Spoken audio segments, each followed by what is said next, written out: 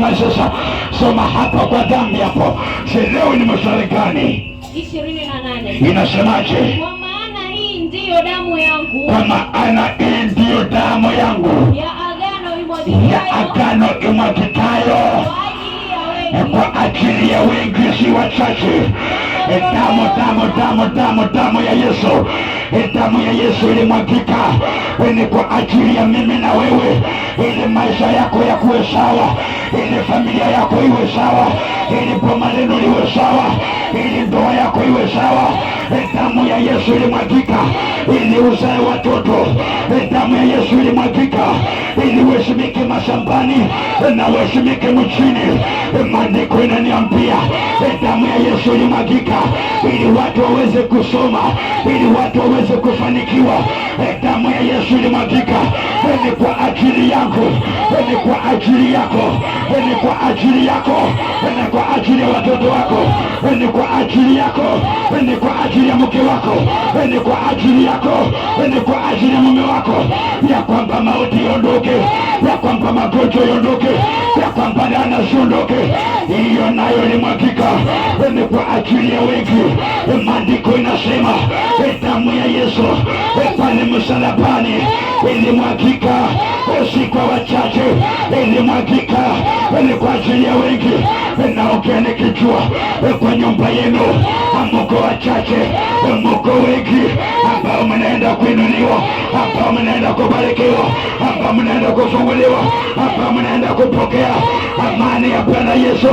Ndiyo ninaitangaza hapo ulipokuangukia, damu ya Yesu iliyomwagika. Pokea amani, pokea amani, pokea amani, pokea amani. Mlete huyo mama kwa madhabahu, anapokea hiyo mafuta. Leteni huyo mama kwa madhabahu, nataka Mungu achague mwingine. Damu ya Yesu ilimwagika watu wafunguliwe. Damu ya Yesu ilimwagika watu wainuliwe. Damu ya Yesu ilimwagika watu waheshimike mashambani. Aibu ziondoke. Natangaza aibu zinaondoka, aibu zinaondoka kwa nyumba yako, kwa maisha yako, kupitia damu ya Yesu na mwili wa Yesu. Yote yaliisha pale msalabani. Damu ilipomwagika, yote yaliisha, yote yaliisha, yote yaliisha.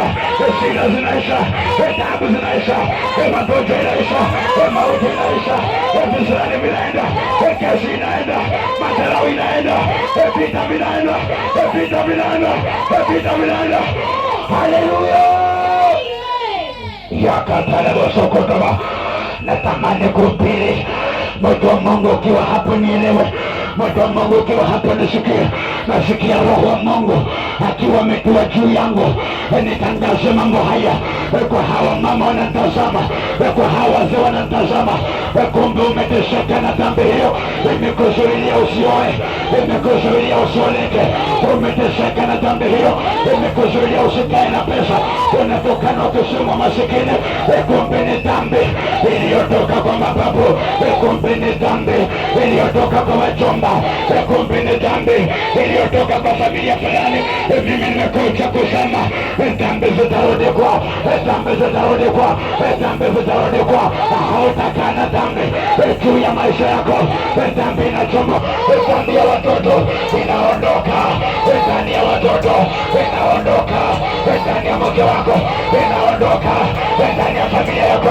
Hiyo dhambi waliongea dhambi, usiwaisoma wewe. Waliongea dhambi, usiwaisoma wewe. Natangaza nyumba yako itasoma, nyumba yako itasoma, nyumba yako itasoma.